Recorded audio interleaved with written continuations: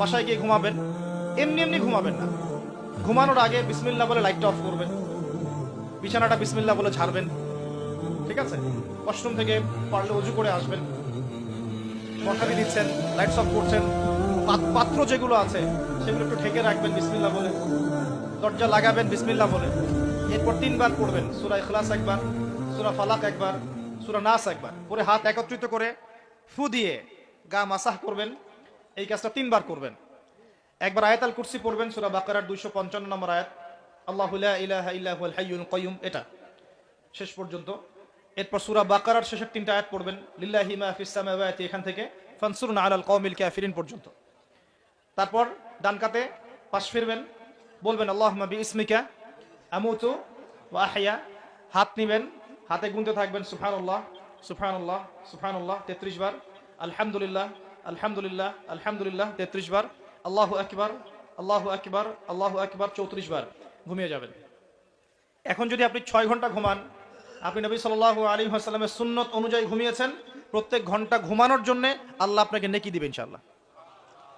এমনি ঘুমালে নেকি হতো না, রেস্ট নেওয়া হতো। আমি একজন ব্যক্তিত্বের কথা বলছি, যার প্রতিটা কাজ অনুসরণ করলে ইনশাআল্লাহ জানা অনুযায়ী আমলটা হয়ে যাবে, আল্লাহর কাছে আমরা মাকবুল হব ইনশাআল্লাহ, পারা যাবে ইনশাআল্লাহ। ঘুম থেকে উঠলেন, এমনি এমনি উঠে চলে যাবেন না, উঠেন, বসেন, বসে ঘুমের ভাব দূর করেন, দূর করে বলবেন আলহামদুলিল্লাহিল্লাযী আহইয়ানা বা'দা মা আমাতানা ওয়া ইলাইহিন নুশুর। এবার বাথরুমে যান, বাথরুমে গিয়েই বাথরুমে ঢুকে গান গাওয়া শুরু করবেন না। বাথরুমে ঢুকেই বাম পা দিয়ে ঢুকবেন, ঢোকার সময় বলবেন বিসমিল্লাহ আল্লাহুম্মা ইন্নী আউযু বিকা মিনাল খুবসি ওয়াল খাবাইথ। বাথরুমে কিন্তু জিন শয়তান থাকে। বাথরুমে কি থাকে? বিজ্ঞান এটা প্রমাণ করতে পারে নাই, এগুলো নাসা বিশ্বাস করবে না, কিন্তু আল্লাহর রাসূল যেহেতু বলেছেন আমরা বিশ্বাস করব। বিজ্ঞান কি সব আবিষ্কার করতে পেরেছে? বিজ্ঞান কি সব আবিষ্কার করতে পেরেছে? বিজ্ঞানের আবিষ্কার কত পার্সেন্ট? এই মহাবিশ্বের 1%ও না, মহাবিশ্বের 1%ও না। আমাদের দেহের মধ্যেই যে রুহটা আছে, এই রুহটার কি কোনো ব্যাখ্যা করতে পারা গেছে? রুহটা কেমন, কঠিন না তরল না বায়বীয়, ব্যাখ্যা করা গেছে? ইয়াসআলুনাকা আনির রূহ কুলির রূহু মিন আমরি রাব্বি ওয়া মা উতীতুম মিনাল ইলমি ইল্লা কলিলা। আল্লাহ পাক বলছেন, হে নবী, তারা তোমাকে রূহ সম্পর্কে জিজ্ঞাসা করে, আত্মা সম্পর্কে জিজ্ঞাসা করে, তুমি বলে দাও এটা তোমার রবের আদেশ মাত্র, রবের আদেশে এসেছে, আদেশেই চলে যাবে। আর এ বিষয়ে তোমাদেরকে বেশি জ্ঞান দেওয়া হয় নাই। তাহলে এই জ্ঞান কি দেওয়া হয়েছে আমাদেরকে? জ্ঞান দেওয়া হয় না। আর জ্ঞান কি আমরা নিজেরাই প্রডিউস করি না আল্লাহ পাক জ্ঞান দেন? কোনটা? আল্লাহ পাক কি বলছেন? আল্লামাল ইনসানা মা লাম ইয়ালাম।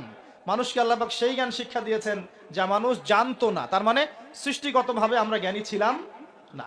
আদম আলাইহিস সালামকে সৃষ্টি করে আল্লাহ পাক কি করছেন? ওয়া আল্লামা আদামাল আসমা কুল্লাহা। আমি আদমকে সৃষ্টি করে তাকে সমস্ত নাম শিক্ষা দিয়েছি, আল্লাহ পাক বলছেন। আদম আলাইহিস সালাম কি সৃষ্টিগতভাবে জ্ঞানী ছিলেন, নাকি আল্লাহ পাক তাকে জ্ঞানী করেছেন? কোনটা? আল্লাহ পাক জ্ঞানী করেছেন। সো জ্ঞান কার পক্ষ থেকে আসে? আল্লাহর পক্ষ থেকে। এটাই হচ্ছে ওয়াকুলিল হাক্কু মির রাব্বিকুম, হক বা সত্য জ্ঞান তোমার রবের পক্ষ থেকে আসে। ফালা তাকুনান্না মিনাল মুমতারিন, তুমি সন্দেহবাদীদের অন্তর্ভুক্ত হয়ো না, আল্লাহ পাক বলছেন। তো বাথরুমে জিন থাকে এটা বিশ্বাস করলাম তো। এবার দোয়াটা পড়লেন, এবার আপনি ইস্তেনজা সারলেন, তারপরে বের হওয়ার সময় বলছেন গুফরানাকা। কি বলছেন? গুফরান। আরেকটা দোয়া আছে, আলহামদুলিল্লাহিল্লাযী আযহাবা আনিল আযান ওয়া আফানি গুফরানাকা। ওযু করবেন, ওযুর আগে বলবেন বিসমিল্লাহ। ওযু করার সময় খুব বেশি পানি অপচয় করবেন না, কারণ অপচয়ে সবচেয়ে পটু জাতি এখন মুসলিমরা। অপচয়ে সবচেয়ে পটু জাতি মুসলিমরা। রাষ্ট্রীয় সম্পদ অপচয় করে, গ্যাস অপচয় করে, তেল অপচয় করে, পানি অপচয় করে, সময় অপচয় করে, সবই অপচয় করে। নিজের হায়াত অপচয় করে। এই তরুণ যুব সমাজ নিজের হায়াত অপচয় করে। অপচয় করে না? অনলাইন কত হায়াত খেয়ে ফেলছে আমাদের। আর ওখানে গেলে আপনি কতটুকু ভালো পাবেন? ভালো যতটুকু পাবেন তার চেয়ে বেশি খারাপ পাবেন। ভালো যতটুকু পাবেন তার চেয়ে বেশি খারাপ পাবেন। হয়তো বলতে পারেন, ভাই আপনাদের লেকচার শুনছি অনলাইনে। শুনছেন ঠিক আছে, কিন্তু লেকচার শোনার মাঝখানে অ্যাড চলে আসে না? লেকচার শুনলেন, ভালো কথা, আলহামদুলিল্লাহ। একটু পর দেখবেন একটা নগ্ন মেয়ের ভিডিও চলে আসতেছে, একটা গান চলে আসতেছে। আর এগুলো সব অ্যালগোরিদম। অ্যালগোরিদম কিন্তু মুসলিমরা আবিষ্কার করেছিল। এখন সেই অ্যালগোরিদম নিয়ে পশ্চিমারা কি করেছে? অ্যালগোরিদম দিয়ে আপনার ব্রেনটাকে সেট করা হয়েছে। মানে আপনি যেই ভিডিওটা একটু বেশি সময় দেখবেন, ঠিক আছে, বা যে বিষয়ে একটু কথাবার্তা বলবেন, দেখবেন সেটা ওরা ক্যাচ করবে। ক্যাচ করে আপনি যখন পরে এই ফেসবুকে ঢুকবেন, দেখবেন সেই ভিডিও আপনার সামনে, ওই সিমিলার ভিডিওস আপনার সামনে আসতেই আছে, আসতেই আছে, আসতেই আছে। ওরা কিন্তু অ্যালগোরিদম দিয়ে আপনাকে ট্রেস করেছে, মানে আপনি ফেসবুক চালাচ্ছেন না, ফেসবুক আপনাকে চালাচ্ছে এখন। কথা বুঝতে পারছেন? আচ্ছা, আসুন সামনে যাই। এবার ওযু করলেন, প্রথমে বিসমিল্লাহ বললেন, শেষে বলবেন কি আশহাদু আল্লা ইলাহা ইল্লাল্লাহ ওয়াহদাহু লা শারীকা লাহু ওয়া আশহাদু আন্না মুহাম্মাদান আবদুহু ওয়া রাসূলুহু। তার আগে মেসওয়াক করে নেবেন। কি করবেন? মেসওয়াক মানে ব্রাশ, ঠিক আছে, কোনো সমস্যা নেই, ব্রাশ করছেন, ওকে, আদায় হয়ে গেছে ইনশাআল্লাহ। মুখ পরিষ্কার করা, দুর্গন্ধ দূর করা। এই যে ওযু করলেন সুন্দর করে নবী সাল্লাল্লাহু আলাইহি ওয়াসাল্লামের মতো, আল্লাহর নবী বলছেন যে ওই ব্যক্তির জন্য জান্নাতের 8টা দরজা খুলে যাবে ইনশাআল্লাহ। জান্নাতের 8টা দরজা ওই ব্যক্তির জন্য খুলে যাবে ইনশাআল্লাহ তাআলা। এবার আপনি কাপড় পরছেন, এমনি এমনি পড়লে নাকি নাই, পড়ার সময় ডান দিক থেকে পড়ছেন এবং বলছেন আলহামদুলিল্লাহিল্লাযী কাসানি হাযা ওয়া রাযাকানিহি মিন গায়রি হাওলিন মিন্নি ওয়ালা কুওয়া। আপনি কাপড় পরলেও নাকি পাচ্ছেন আলহামদুলিল্লাহ। আয়না দেখছেন, ফ্রেশ হচ্ছেন, চুল আঁচড়াচ্ছেন, আপনি ডান দিক থেকে স্টার্ট করেন। এবং এখানে বলে রাখি যে বর্তমান যে চুলের কাটিংগুলো চলছে, এইসব কাটিং চলবে না। এই ডানে বামে কোনো চুল নাই আর মাঝখানে চুল দিয়ে, কি বলবো এটা, হ্যাঁ কুজা বলে আরবি দিয়ে মনে হয় সম্ভবত, এইসব কাট চলবে না। যদি একদম ছোট করতে চান তাহলে সামন পিছন সমান হবে, আর্মি ছাট, একদম একদম সামন পিছন সমান।